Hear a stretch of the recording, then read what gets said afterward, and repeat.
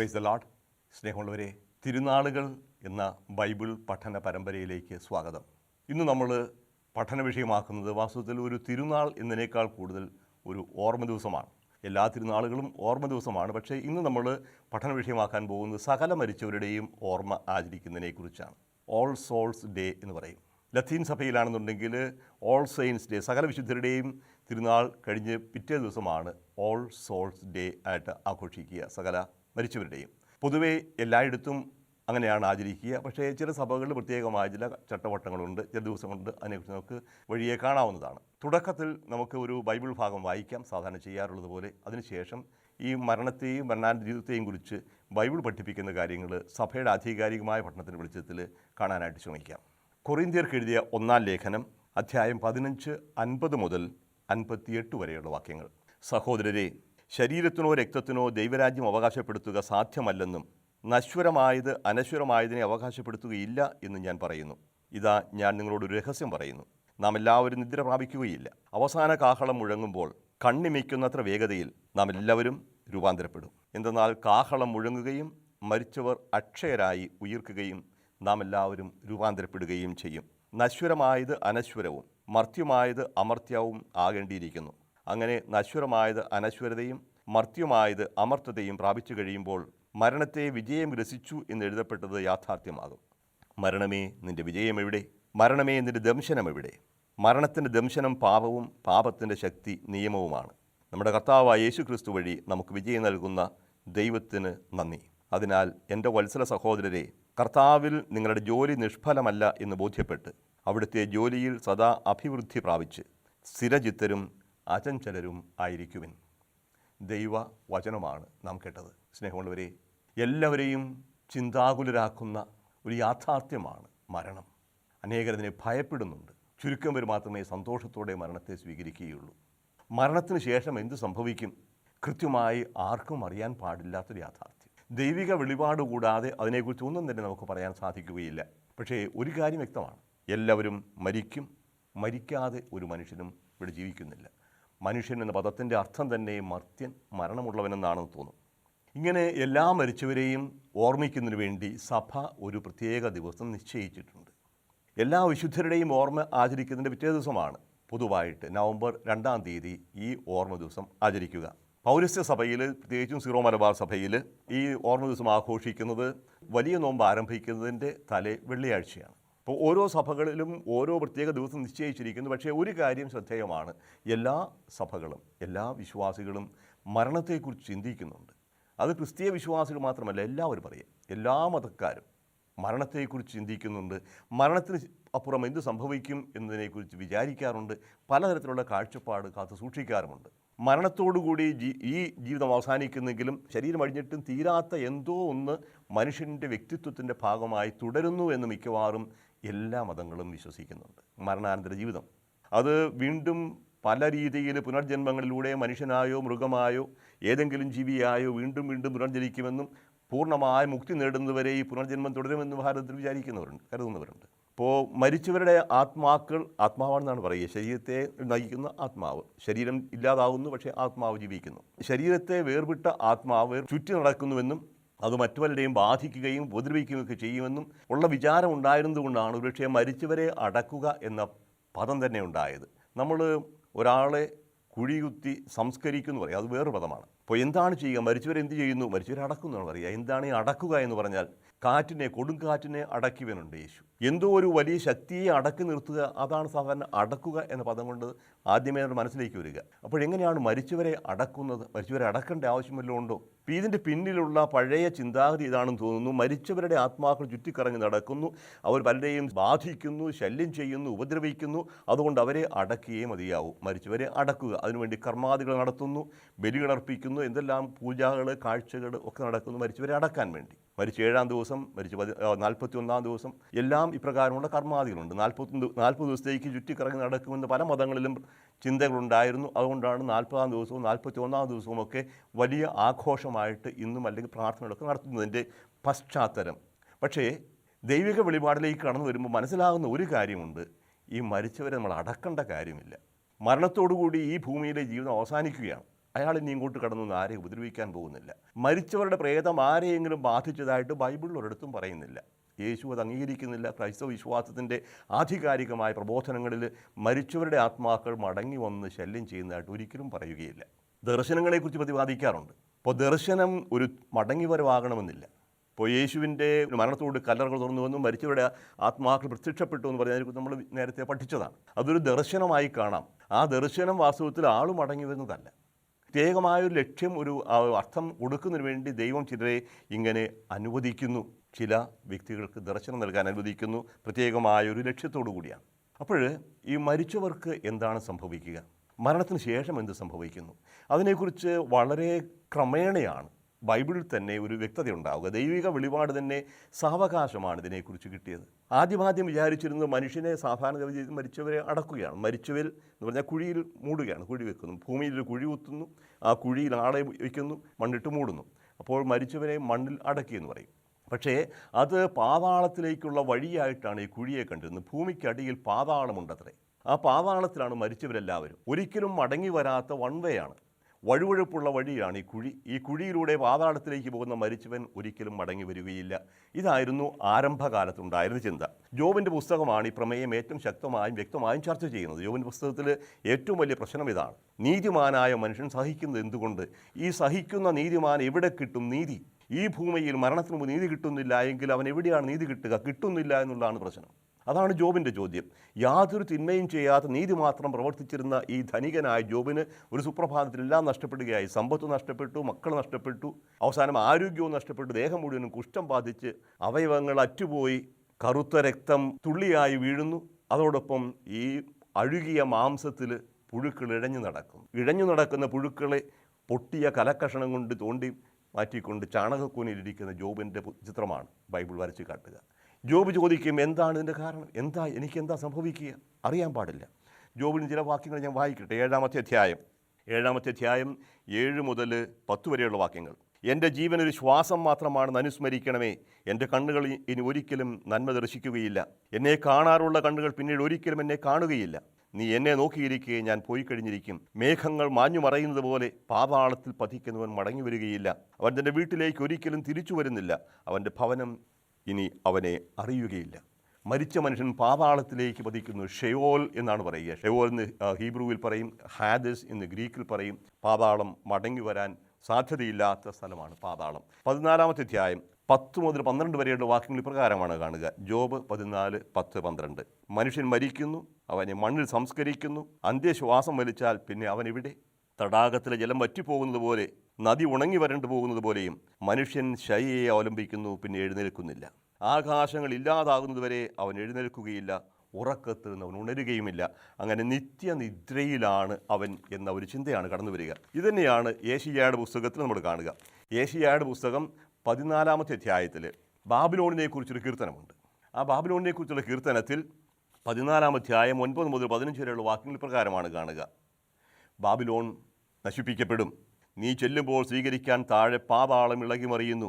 നിന്നെ സ്വാഗതം ചെയ്യാൻ അത് ഭൂമിയിൽ അധിപന്മാരായിരുന്നവരുടെ പ്രേതങ്ങളെ ഉണർത്തുന്നു. ജനതകളുടെ രാജാക്കന്മാരായിരുന്നവരെ അത് സിംഹാസനങ്ങളിൽ നിന്ന് എഴുന്നേൽപ്പിക്കുന്നു. അവർ നിന്നോട്, നീയും ഞങ്ങളെപ്പോലെ ബലഹീനനായി, നീയും ഞങ്ങൾക്ക് തുല്യനായിരിക്കുന്നു എന്ന് പറയും. നിന്റെ പ്രതാപവും വാദ്യഘോഷവും പാതാളത്തിലേക്ക് താഴ്ത്തപ്പെട്ടിരിക്കുന്നു. കീടങ്ങളാണ് നിന്റെ കിടക്ക, പുഴുക്കളാണ് നിന്റെ പുതപ്പ്. ഇങ്ങനെ ഒരിക്കലും മടങ്ങി വരാത്ത രീതിയിൽ മനുഷ്യൻ മരിച്ച് വിട്ടുപോകുന്നു, അസ്തമിച്ചു പോകുന്നു. പക്ഷേ ഒരു ശൂന്യതയല്ല, നിത്യനിദ്ര എന്ന് പറയും. മരിച്ചവർ ഉറങ്ങുന്നു എന്നൊരു സൂചനയാണ്, ഒരിക്കലും ഉണരാത്ത ഒരു നിദ്ര.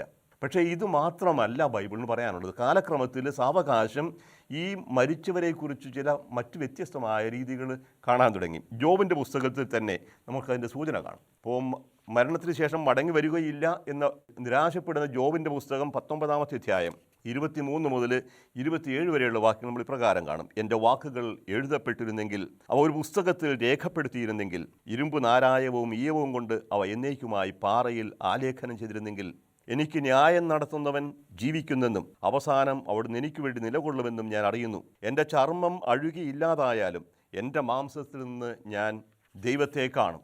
അവിടുത്തെ എൻ്റെ പക്ഷത്ത് കാണും, മറ്റാരെയുമല്ല. അവിടുത്തെ എൻ്റെ കണ്ണുകൾ ദർശിക്കും. ഇതാണ് ജോബിൻ്റെ പ്രത്യാശ.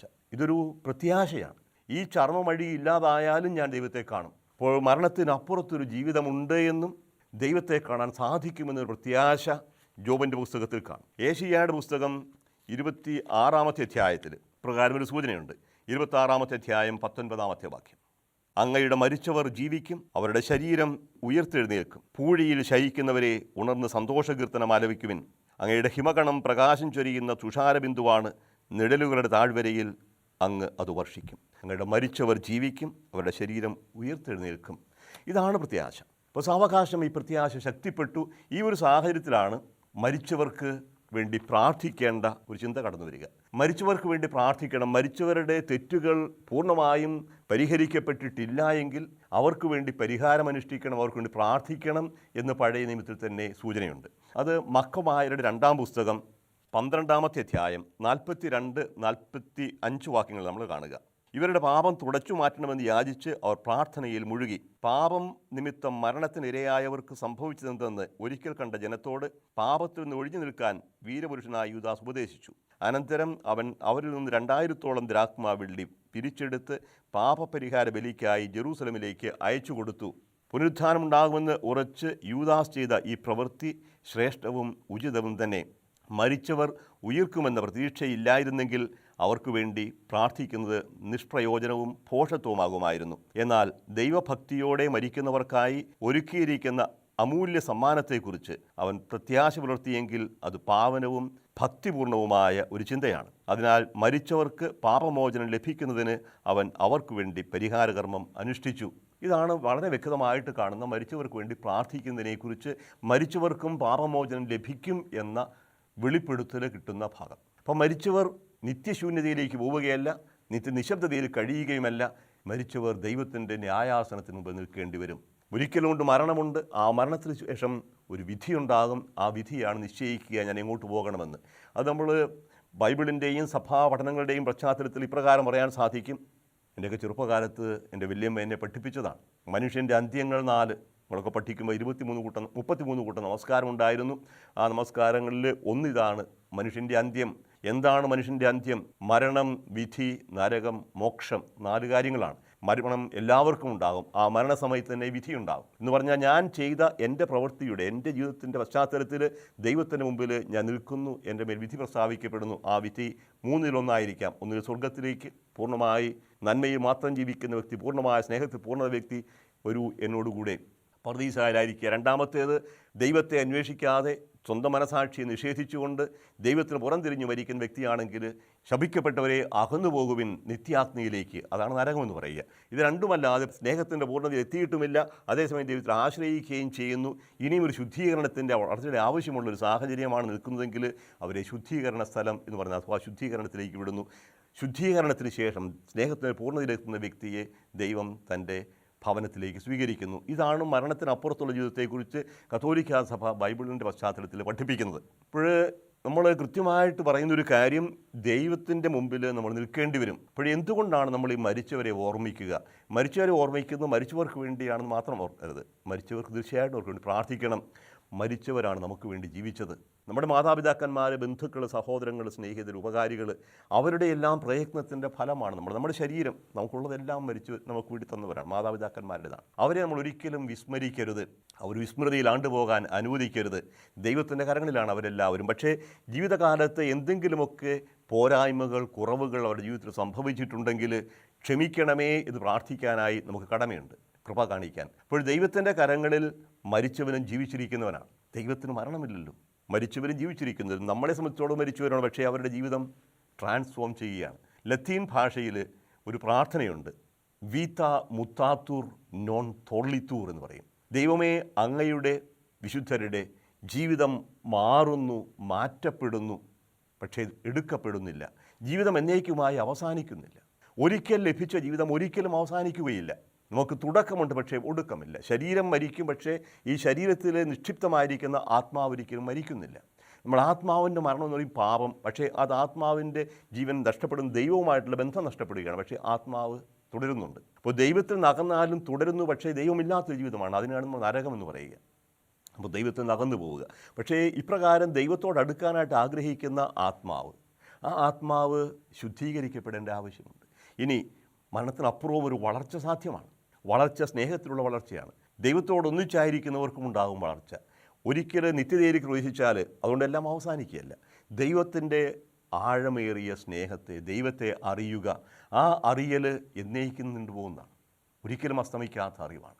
അതേസമയം ഈ ദൈവത്തിൻ്റെ പൂർണ്ണതയിലേക്ക് കടന്നു വരാനായിട്ട് ഒരു ശുദ്ധീകരണത്തിൻ്റെ ആവശ്യമുണ്ടെങ്കിൽ ആ ശുദ്ധീകരണം സഹനത്തിലൂടെ, നമ്മുടെ തന്നെ ത്യാഗപ്രവർത്തനത്തിലൂടെ നമുക്കവരെ സഹായിക്കാൻ സാധിക്കും. അപ്പോൾ മരിച്ചവർക്ക് വേണ്ടി പ്രാർത്ഥിക്കണം.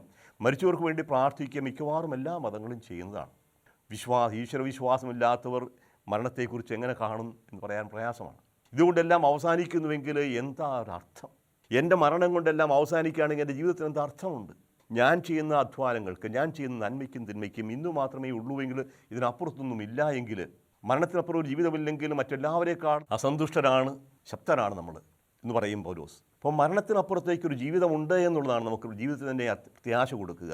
ഇവിടെ ലഭിക്കാത്ത ഒരു നീതി എനിക്ക് പിന്നെയും കിട്ടിയെന്ന് വരും. അതേസമയം ഞാനിവിടെ അനീതിയായിട്ട് പ്രവർത്തിക്കുകയാണെന്നുണ്ടെങ്കിൽ അതുകൊണ്ട് ഞാൻ മറുപടി പറയേണ്ടി വരും. ദൈവത്തിൻ്റെ മുമ്പിൽ ഞാൻ നിൽക്കുമ്പോൾ, നീ എന്തു ചെയ്തു? നിനക്ക് ഞാൻ തന്ന കഴിവുകളും നിനക്ക് ഞാൻ തന്ന അവസരങ്ങളും നിനക്ക് തന്ന സമയവും എല്ലാം നീ എന്ത് ചെയ്തു? Present an account. എനിക്കുണ്ടായൊരു അനുഭവം ഞാൻ ഓർത്തു പോവുകയാണ്. 3 വർഷം മുമ്പായിരുന്നു. ഒരു ദിവസം രാത്രി 3 മണിയോടുകൂടി ആരോ എൻ്റെ കാതിൽ വിളിച്ചു പറയുന്നത് തോന്നി, പ്രസൻറ്റ് യുവർ അക്കൗണ്ട്സ്, നിൻ്റെ കണക്ക് ബോധിപ്പിക്കുക. ഓശാന ഞായറാഴ്ചയുടെ തലേ രാത്രിയാണത്. ഞാൻ പറഞ്ഞത് തമ്പുരാനെ, എന്താ ഇതാരാ പറയുന്നത്? എനിക്കറിയാൻ പാടില്ല. ആരാണ് കണക്ക് ചോദിക്കുക? അധികം കണക്കുകളൊന്നും എനിക്കില്ല. വളരെ നിസ്സാരമായ തുക മാത്രമേ എനിക്ക് അലവൻസ് ആയിട്ട് കിട്ടുന്നുള്ളൂ. അത്യാവശ്യം മരുന്ന് മേടിക്കാനൊക്കെ കാശ്, എൻ്റെ അടുത്ത് കാശും കണക്കൊന്നുമില്ല അധികം പറയാൻ. പക്ഷേ വീണ്ടും കിടന്നുറങ്ങാൻ തുടങ്ങുക 2-3 മണി കഴിഞ്ഞിരുന്നു. വീണ്ടും ആ ശബ്ദം മുഴങ്ങുകയാണ്, പ്രസൻറ്റ് യുവർ അക്കൗണ്ട്സ്. എന്നോട് ഇംഗ്ലീഷ് പറയുന്നവരെ തോന്നുക. അപ്പോൾ ഞാൻ നോക്കി, എന്താണ് ഈ അക്കൗണ്ട്? എന്ത് കണക്കാണ് എന്നോട് ചോദിക്കുക?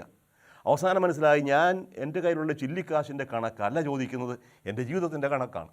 നിനക്ക് ഞാൻ തന്ന ജീവിതം നീ അതുകൊണ്ട് എന്ത് ചെയ്തു? എൻ്റെ ജീവിതത്തിൻ്റെ ഓർമ്മ വെച്ച നിമിഷം മുതൽ ഇന്ന് വരെയുള്ള സകല കാര്യങ്ങളും എൻ്റെ മനസ്സിലേക്ക് കടന്നു വന്നു. ഭയാനകമായ നിമിഷങ്ങളായിരുന്നു. അപ്പോൾ എത്രയോ തെറ്റുകൾ, എത്രയോ വീഴ്ചകൾ, എത്രയോ പരാജയങ്ങൾ, എവിടെ കണക്ക് ബോധിപ്പിക്കും? ഒരിക്കലും കൂട്ടിമുട്ടാത്ത കണക്കുകളാണ്. അപ്പോൾ ഒരു ആഴ്ച, വലിയ ആഴ്ച മുഴുവനും വലിയൊരു ഭയത്തിലും ദുഃഖത്തിലും ഞാൻ കഴിയേണ്ടി വന്നു. എന്തോ എൻ്റെ ഉള്ളിൽ വീണ്ടും വീണ്ടും ഈ ചിന്ത തന്നെ കടന്നു വരും, പ്രസൻറ്റ് യുവർ അക്കൗണ്ട്സ്. അവസാനം ദുഃഖവെള്ളിയാഴ്ച കഴിയുമ്പോഴാണ് എനിക്ക് മനസ്സിലായത്, എൻ്റെ കണക്കുകൾ എന്നെക്കൊണ്ട് തീർക്കാനാവില്ല. ഞാൻ ചെയ്തു പോയ തെറ്റുകൾക്ക്, പാപങ്ങൾക്ക് പരിഹാരം എന്നെക്കൊണ്ട് സാധിക്കില്ല അനുഷ്ഠിക്കാൻ. അത് അവൻ്റെ രക്തം കൊണ്ട് മാത്രമേ പൂർത്തിയാവൂ. എൻ്റെ പാപങ്ങളാണ് അവൻ ഏറ്റെടുത്തത്, എൻ്റെ വേദനകളാണ്, എൻ്റെ ദുഃഖങ്ങളാണ് അവൻ ചുമന്നത്. അപ്പോൾ എനിക്ക് വേണ്ടി കുരിശിൽ മരിച്ചവൻ എൻ്റെ കണക്കുകൾ ഏറ്റെടുത്തു, എൻ്റെ കടങ്ങൾ അവൻ ക്യാൻസൽ ചെയ്തിരിക്കുന്നു എന്ന ബോധ്യം എനിക്കുണ്ടാവുന്നത് പണ്ടേ ഉണ്ടാകേണ്ടതായിരുന്നു. ഒരു ദുഃഖവെള്ളിയാഴ്ച അറിയാം, പക്ഷേ ഒരു അവബോധ മണ്ഡലത്തിലേക്ക്, ബോധമണ്ഡലത്തിലേക്ക് കടന്നു വന്നിങ്ങനെയാണ്. പക്ഷേ ഒരു വളരെ ശക്തമായൊരു അനുഭവമായിരുന്നു അത്. അതിനുശേഷം ഉള്ളൊരു ബോധ്യം ഇതാണ്, നമ്മുടെ ഓരോ നിമിഷത്തിലും നമ്മൾ കണക്ക് കൊടുക്കാൻ ബാധ്യസ്ഥരാണ്. എനിക്ക് കിട്ടുന്നതെല്ലാം ദാനമാണ്. ദാനമായിട്ട് എന്താ ഉള്ളത്? നിനക്ക് ദാനമായിട്ട് കിട്ടിയതല്ലാത്ത എന്താ ഉള്ളത്? എല്ലാം ദാനമാണെങ്കിൽ പിന്നെ ഒന്നും ദാനമല്ല എന്ന രീതിയിൽ നീ അഹങ്കരിക്കുന്നത് എന്തുകൊണ്ട്? അപ്പോൾ ദൈവം നൽകിയ ദാനമാണ് എല്ലാം. നമ്മളത് അറിയണം, അനുസ്മരിക്കണം, ഓർമ്മിക്കണം. എനിക്ക് മുമ്പേ കടന്നുപോയവരെ ഞാൻ അനുസ്മരിക്കുന്നവർക്ക് വേണ്ടി പ്രാർത്ഥിക്കുന്നു. പക്ഷേ അതോടൊപ്പം ഞാനും കടന്നു പോകേണ്ടവരാണ് എന്ന് ഓർക്കണം. ഞങ്ങൾ ലത്തീൻ ഭാഷ പഠിപ്പിച്ച വൈദികൻ ഒരു കാര്യം ഞങ്ങളെ പഠിപ്പിച്ചു. അവിടെ കൈ നിവർത്താൻ പറഞ്ഞു, കൈയുടെ ഉള്ളിൽ വായിക്കാൻ പറഞ്ഞു. കൈയുടെ ഉള്ളിൽ ഉള്ള വരകൾ നോക്കുമ്പോൾ 2 M എഴുതിയിരിക്കുന്ന പോലെ തോന്നും. എല്ലാവരുടെയും കൈ അങ്ങനെ ആയിരിക്കണം, പക്ഷേ എൻ്റെ കയ്യിൽ അങ്ങനെയുണ്ട്, M. എന്താണ് ഇതിൻ്റെ അർത്ഥം? ഇത് ഹസ്തരേഖാശാസ്ത്രം പഠിപ്പിക്കാൻ വേണ്ടിയല്ല ഞാൻ പറയുക. അപ്പോൾ നമ്മളെ അനുസ്മരിപ്പിക്കാൻ പറ്റുന്ന ഒരു ഉദാഹരണമായിട്ട് ലത്തീൻ പഠിപ്പിച്ച അധ്യാപകൻ പറഞ്ഞു തന്നതാണ്. 2 M 2 വാക്കുകളെ സൂചിപ്പിക്കുക. മെമെൻതോ മോരി. നമ്മൾ മെമെൻതോ നമുക്കറിയാവുന്നതാണ്. മെമെൻതോ ഞാൻ remember, mori you will die. Remember you will die. നിൻ്റെ ഉള്ളം കൈ നോക്കുമ്പോൾ നീ ഓർക്കണം, മനുഷ്യ നീ മരിക്കും. M മനുഷ്യ മരിക്കും. നീ മരിക്കുമെന്ന കാര്യം നീ ഓർമ്മിക്കണം എന്ന് ഞങ്ങളെ പഠിപ്പിച്ചു. അതെപ്പോഴും കർത്താവ് എഴുതിയിരിക്കണം. അപ്പോൾ ഇത് ദൈവം ഇംഗ്ലീഷ് ഭാഷ സംസാരിക്കുന്നോ ലത്തീൻ ഭാഷ സംസാരിക്കുന്നോ അർത്ഥമില്ല. പക്ഷേ ഇതൊരു ചെറിയ ഉദാഹരണം പറഞ്ഞെന്ന് മാത്രം. നമ്മൾ ഓർമ്മിക്കണം. യേശു പറഞ്ഞല്ലോ ധനവാനായ ഭോഷൻ്റെ കഥ. ഒരു ധനവാൻ്റെ വയൽ ധാരാളം ഫലം പുറപ്പെടുവിച്ചു, ധാരാളം വിളവുണ്ടായി. അവൻ ചിന്തിക്കുകയാണ്. ലൂക്കാ എഴുതിയ സുവിശേഷം 12-ാമത്തെ അധ്യായം 21 മുതലുള്ള വാക്യങ്ങളാണ്. ഈ ധാന്യമെല്ലാം ഞാൻ ഇവിടെ കൊണ്ടുപോയി സൂക്ഷിക്കും. എൻ്റെ അറപ്പുരകൾ പോരാ, അതുകൊണ്ട് അറപ്പുരകളെല്ലാം പൊളിച്ച് പുതിയ പണിയും. അതിനുശേഷം ഞാനിതെല്ലാം സംഭരിക്കുമെന്ന് പറയും. എൻ്റെ ആത്മാവ് തിന്നുകൂടിച്ച് ആഹ്ലാദിക്കുക, സന്തോഷിക്കുക. ദീർഘകാലത്തേക്ക് എനിക്ക് ആസ്വദിക്കാനുള്ള സമ്പത്ത് നിനക്ക് ഇതാ സൂക്ഷിച്ചു വെച്ചിരിക്കുന്നു. പക്ഷേ അന്നു രാത്രി ദൈവം അവനോട് ആവശ്യപ്പെടും, ഭോഷ, ഇന്നു രാത്രി നിൻ്റെ ആത്മാവിനെ ആവശ്യപ്പെടും. അപ്പോൾ നീ സമ്പാദിച്ചു വെച്ചിരിക്കുന്നതെല്ലാം ആരുടേതാകും? ദീർഘകാലത്തേക്ക് ആസ്വദിക്കാമെന്ന് കരുതി അനീതിയിലൂടെയും അക്രമത്തിലൂടെയും കൈക്കൂലിയിലൂടെയും കരിഞ്ചന്തയിലൂടെയും പല വാണിഭങ്ങളിലൂടെയും സമ്പത്ത് സ്വരുക്കൂട്ടുന്നവൻ ഓർമ്മിക്കണം, ഇന്നു നിൻ്റെ ജീവനെ ആവശ്യപ്പെട്ടാൽ നീ സമ്പാദിച്ചതെല്ലാം എവിടെ പോകും? കോടികൾ സമ്പാദിക്കുന്ന ഓരോരുത്തർ ഓരോ മാർഗങ്ങളിലൂടെ എന്തിനു വേണ്ടി എത്ര കാലത്തേക്ക് ജീവിക്കാൻ സാധിക്കും? ഇതിനപ്പുറത്ത് ഒരു ജീവിതമുണ്ടെന്നും ആ ജീവിതത്തിന് നീ കണക്ക് കൊടുക്കേണ്ടി വരുന്ന കാര്യം മറക്കാതിരിക്കുക. ആ കണക്ക് കൊടുക്കുമ്പോൾ രണ്ട് സാധ്യതയാണ്. ഒന്നുകിൽ എല്ലാം നഷ്ടത്തിലാണ്, റെഡാണ്, ചുവപ്പിലാണ്. നന്മയായിട്ടൊന്നുമില്ല, നിനക്ക് പോകാം. എനിക്ക് വിശന്നു, നീ എനിക്ക് ആഹാരം തന്നില്ല. എനിക്ക് ദാഹിച്ചു, എനിക്ക് കുടിക്കാൻ തന്നില്ല. രോഗിയായിരുന്നെ നീ സന്ദർശിച്ചില്ല, അഥവാ രോഗിയായ എന്നെ കൊണ്ട് നീ മുതലെടുത്തു. പലപ്പോഴും അങ്ങനെ സംഭവിക്കുക. സന്ദർശിക്കുക മാത്രമല്ല, ഈ രോഗിയെ പിഴിഞ്ഞ് പണമുണ്ടാക്കുന്ന എത്രയോ സ്ഥാപനങ്ങൾ, എത്രയോ വ്യക്തികൾ ഇന്ന് വർദ്ധിച്ചു വരുന്നു. രോഗി ശുശ്രൂഷ തന്നെ വലിയൊരു ബിസിനസ്സായി മാറുന്നില്ലേ? ഇപ്രകാരം മനുഷ്യരെ ചൂഷണം ചെയ്യുന്ന വ്യക്തികളുടെ കർത്താവ് പറയും, നിനക്കൊരുക്കിയിരിക്കുന്ന നിത്യാഗ്നിയിലേക്ക് പോവുക, ഞാൻ ഒരിക്കലും അറിഞ്ഞിട്ടില്ല. മറ്റൊരു പറയും, എൻ്റെ പിതാവിനാൽ അനുഗ്രഹീതരെ വരുവിൻ, നിങ്ങൾക്കായി ലോകാരംഭം മുതൽ സജ്ജമാക്കിയിരിക്കുന്ന ദൈവരാജ്യം അവകാശപ്പെടുത്തുവിൻ. ഇപ്പോൾ ഇവിടെ ഒരു തീരുമാനം ഉണ്ടാകും. മരണം കൊണ്ട് എല്ലാം അവസാനിക്കുന്നില്ല എന്നും മരണം യഥാർത്ഥത്തിൽ തുടക്കമാണെന്ന് നമ്മൾ ഓർക്കണം.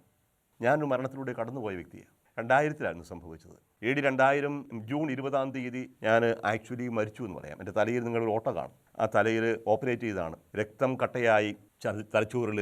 അതിൻ്റെ ഫലമായി ഒരു മരണത്തിൻ്റെ വക്കിലെത്തുക മാത്രമല്ല, ഞാൻ മരിച്ചു എന്ന ഒരവസ്ഥയിലൂടെ ഞാൻ കടന്നുപോയതായിട്ട് ഞാൻ ഓർക്കുന്നുണ്ട്. ഒരു 3 മണിക്കൂറോളം ആ രീതിയിൽ നടന്നതാണ്. അതിന് ശേഷമാണ് വീണ്ടും ജീവനിലേക്ക് തിരിച്ചു വരിക. അപ്പം ഞാൻ മരണത്തിനപ്പുറം കാഴ്ചകളൊന്നും കണ്ടതായിട്ട് പറയാനില്ല. പക്ഷേ മരണം ഏതു സമയത്തും കടന്നു വരാമെന്നുള്ള ഉത്തമമായ ബോധ്യം എനിക്ക് കിട്ടി. അതുകൊണ്ട് ഓരോ നിമിഷവും വിലപ്പെട്ടതാണെന്നും ദൈവത്തിന് മുമ്പിൽ കണക്ക് കൊടുക്കാൻ ബാധ്യതയുള്ളവനാണെന്ന് ഞാൻ ഓർക്കണം. പക്ഷേ ഭയമല്ല നമുക്ക് വേണ്ടത്. നമ്മൾ മരിച്ചു പോകുന്നത് പിതാവിൻ്റെ ഭവനത്തിലേക്കാണ്. മറ്റേതെങ്കിലും ഭാഷയിലുണ്ടോ എന്നറിയാൻ പാടില്ല. മരിച്ചു പോവുക, ഡെഡ് ആൻഡ് ഗോൺ എന്ന് പറയും. പക്ഷേ ഇവിടെ നമ്മൾ മരിച്ചു പോകുക സാധാരണ പറയുന്നതാണ്. മരിച്ച് എങ്ങോട്ട് പോയി? എങ്ങോട്ടുമല്ല, പിതാവിൻ്റെ ഭവനത്തിലേക്കാണ് ഞാൻ പോകുന്നത് എന്ന് ഞാൻ ഓർത്തിരിക്കണം. എന്നെ കാത്തിരിക്കുന്ന ഒരു മരണത്തിനപ്പുറത്തൊരാൾ കാത്തു നിൽക്കുന്നുണ്ടെന്ന് ഓർക്കുക. അത് മരണത്തിൽ നിന്ന് ഉയർത്തെഴുന്നേറ്റവനാണ്. ഒരൊറ്റ വ്യക്തിയാണ് ഉയർത്തെഴുന്നേറ്റത്, പിന്നാലെ പരിശുദ്ധ അമ്മയും. അപ്പോൾ എന്നെ കാത്തു നിൽക്കുന്നത് എനിക്ക് വേണ്ടി പിതാവിൻ്റെ ഭവനത്തിൽ വാസസ്ഥലം ഒരുക്കി നിൽക്കുന്ന യേശുവാണ്. വരൂ, ഭവനത്തിലേക്ക് വരൂ. അപ്പോൾ ആ ഒരു പ്രതീക്ഷയോടുകൂടി നമുക്ക് മുന്നോട്ട് പോകണം. ഒരു കാര്യം കൂടി പറഞ്ഞിട്ട് അവസാനിപ്പിക്കട്ടെ. മരിച്ച വ്യക്തികളുടെ ആത്മാക്കൾ ഒരിക്കലും ചുറ്റിക്കറങ്ങി നടക്കുകയില്ല എന്നോർക്കുക. മരിച്ചവർ ദൈവത്തിൻ്റെ കരങ്ങളിലാണ്. അവരെ ഇങ്ങനെ മറ്റുള്ളവരെ പീഡിപ്പിക്കാനായിട്ട് ദൈവം പറഞ്ഞു വിടാറില്ല. ചില ക്രിസ്തീയ ഗ്രൂപ്പുകൾ തന്നെ പറഞ്ഞു വയ്ക്കുന്നുണ്ട്, മരിച്ചവരുടെ ആത്മാക്കൾ പീഡിപ്പിക്കുന്നു, പ്രേരിപ്പിക്കുന്നു, അല്ലെങ്കിൽ ശല്യം ചെയ്യുന്നു. അതുകൊണ്ട് ഒഴിപ്പിക്കുക, ബാധ ഒഴിപ്പിക്കുക. എന്തു ബാധയാണ് ഒഴിപ്പിക്കേണ്ടത്? ഒന്നുകിൽ പിശാചു ബാധയായിരിക്കാം, അല്ലെങ്കിൽ എൻ്റെ ഭയം, എൻ്റെ അനീതിയിൽ നിന്നുണ്ടാകുന്ന ഭയം, എൻ്റെ പ്രവൃത്തിയിൽ നിന്നുണ്ടാകുന്ന ഭയത്തെ ആയിരിക്കും ഒഴിപ്പിക്കുക. മരിച്ചുപോയവരുടെ പ്രേതങ്ങൾ ഒരിക്കലും കറങ്ങി നടക്കുകയില്ല, ആരെയും ബാധിക്കുകയുമില്ല. അതുകൊണ്ട് ഒഴിപ്പിക്കേണ്ട കാര്യവുമില്ല. ഒഴിപ്പിക്കേണ്ടത് എൻ്റെ അന്ധവിശ്വാസങ്ങളെയും എൻ്റെ കുറ്റബോധത്തെയും ഒക്കെയാണ്. ഇപ്പോഴേ മരിച്ചവർ മടങ്ങി വരില്ല, ആ പിതാവിൻ്റെ ഭവനത്തിലേക്ക് പോവുകയാണ്. അപ്പോൾ ആ മടങ്ങി വരാത്ത ഒരു യാത്രയാണ്. പക്ഷേ യാത്രയുടെ മുമ്പിൽ ഒരു കടമ്പ ഉണ്ടെന്ന കാര്യം നമ്മൾ മറക്കാതിരിക്കുക. അവിടെ ദൈവത്തിൻ്റെ മുമ്പിൽ എൻ്റെ മനസ്സ് തുറക്കും, എൻ്റെ മനസാക്ഷി പരിശോധിക്കപ്പെടും. അത് വെളിപാട് പുസ്തകം 2 പുസ്തകങ്ങളായിട്ട് പറയും. 2 പുസ്തകം, വെളിപാട് പുസ്തകം 20-ാമത്തെ അധ്യായത്തിൽ പറയുക. അപ്പോൾ ഇതൊക്കെ ഒരു പ്രതീകാത്മകമായി പറയുന്നതാണ് ആയുസിൻ്റെ പുസ്തകം. രണ്ടാമത്തേത് ഓരോ വ്യക്തികളും താങ്കളുടെ പ്രവൃത്തികൾക്ക് അനുസൃതം വിധിക്കപ്പെട്ടത്. 2-ാമത്തെ പുസ്തകം ഓരോരുത്തരുടെയും ചെയ്തികൾ കണക്ക് കൂട്ടി വെച്ചിരിക്കുന്ന എല്ലാം ഹാർഡ് ഡിസ്കിലുണ്ട്. ഒരിക്കലും ഡിലീറ്റ് ചെയ്യാൻ സാധിക്കില്ലാത്തതുപോലെ എൻ്റെ പ്രവൃത്തികൾക്ക് അനുസൃതമായിരിക്കും ഞാൻ വിധിക്കപ്പെടുക. ഇപ്പോൾ ഈ മരണത്തെക്കുറിച്ചും മരിച്ചവരെക്കുറിച്ചൊക്കെ ഓർമ്മിക്കുമ്പോൾ നമ്മൾ ജീവിതം കുറച്ചുകൂടി സീരിയസ് ആയിട്ട്, കുറച്ചുകൂടി ഗൗരവമായിട്ട് എടുക്കണം. എനിക്ക് ലഭിക്കുന്ന ഓരോ നിമിഷവും വിലപ്പെട്ടതാണെന്ന് ഓർക്കുക. അടുത്ത നിമിഷം എനിക്ക് കിട്ടുമോ എന്നറിയാൻ പാടില്ല. ഒരു ശ്വാസം എടുത്തു വിട്ടതിന് ശേഷം ഒരിക്കൽ കൂടി ശ്വാസം എടുക്കാൻ സാധിക്കുമോ? എൻ്റെ ഹൃദയം ഒന്ന് സ്പന്ദിച്ചതിന് ശേഷം വീണ്ടും സ്പന്ദിക്കുമോ എന്ന് എനിക്ക് തീർച്ചയില്ല. ദിവസം വരും, ഹൃദയസ്പന്ദനം നിൽക്കും, ശ്വാസോച്ഛ്വാസം പിന്നെ ത്രസിക്കാതെയാവും. പക്ഷേ അതിനു മുമ്പ് ഞാൻ ദൈവത്തെ സ്മരിക്കണം, ഓരോ ദിവസവും ഓർമ്മിക്കണം. മനുഷ്യ മരിക്കുമെന്ന കാര്യം ഓർക്കുക. മരണത്തെക്കുറിച്ച് ഭയത്തോടു കൂടിയല്ല, സന്തോഷത്തോടെ, സ്നേഹത്തോടു കൂടി കാത്തിരിക്കുക. കാരണം എന്നെ സ്നേഹിക്കുന്ന ഒരു പിതാവിൻ്റെ, എന്നെ സ്നേഹിക്കുന്ന എൻ്റെ ജ്യേഷ്ഠ സഹോദരനായ യേശുവിൻ്റെ അടുക്കിലേക്കാണ് ഞാൻ പോവുക. അവനാണ് എന്നെ കാത്തിരിക്കുന്നത്. അതുകൊണ്ട് സന്തോഷത്തോടെ മരണത്തെ സ്വീകരിക്കണമെന്നുണ്ടെങ്കിൽ ഇന്ന് നമ്മൾ ഉത്തരവാദിത്വ ബോധത്തോടു കൂടി, ദൈവവിശ്വാസത്തോടു കൂടി, സഹോദര സ്നേഹത്തോടു കൂടി ജീവിക്കാനായിട്ട് ശ്രമിക്കണം. അതുകൊണ്ട് കൃപയ്ക്ക് വേണ്ടി നമുക്ക് പ്രാർത്ഥിക്കാം. കാരുണ്യവാനും സ്നേഹനിധിയുമായ ദൈവമേ, ഞങ്ങളെല്ലാവരും ഒരിക്കലും മരിക്കണമെന്നും അതിനുശേഷം ഞങ്ങൾ വിധിക്കപ്പെടുമെന്നും അങ്ങ് നിശ്ചയിച്ചിട്ടുണ്ടല്ലോ. ഈ വിധിയെ മുന്നിൽ കണ്ടുകൊണ്ട് ഉത്തരവാദിത്വ ബോധത്തോടെ, വിശ്വാസത്തോടെ, സഹോദര സ്നേഹത്തിലും നീതിയുടെ പ്രവർത്തനങ്ങളിലും ഞങ്ങളുടെ ജീവിതം ചെലവഴിക്കാനുള്ള കൃപ ഞങ്ങൾക്ക് നൽകണമേ. ഞങ്ങൾക്ക് മുമ്പേ കടന്നുപോയ സകല വിശുദ്ധരെ ഞങ്ങൾക്ക് വേണ്ടി പ്രത്യേകമായിട്ട് മാധ്യസ്ഥം വഹിക്കണമേ. മരണത്തെ കീഴടക്കി ഉത്ഥാനത്തിലൂടെ നവജീവൻ ഞങ്ങൾക്ക് നൽകുന്ന കർത്താവായ ഈശോയെ, അങ്ങയെ മുന്നിൽ കണ്ടുകൊണ്ട്, അങ്ങയെ അനുഗമിച്ചുകൊണ്ട് നിത്യഭവനത്തിലേക്കുള്ള യാത്രയിൽ അവിടെ ഞങ്ങളെ കൈപിടിച്ച് നടത്തണമേ.